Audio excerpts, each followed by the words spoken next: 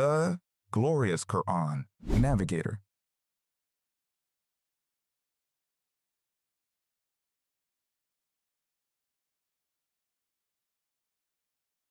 পরম করুণাময় অসীম দয়ালু আল্লাহর নামে আরম্ভ করছি।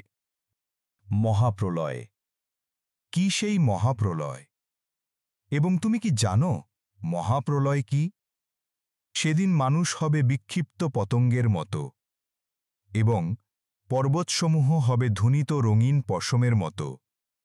অতপর তখন যার পুণ্যের পাল্লা ভারী হবে, অতপর সে তো সন্তোষভাজন জীবনের মধ্যে থাকবে, এবং যার পাল্লা হালকা হবে, অতপর তার বাসস্থান হবে হাবিয়া, গভীর গর্তে।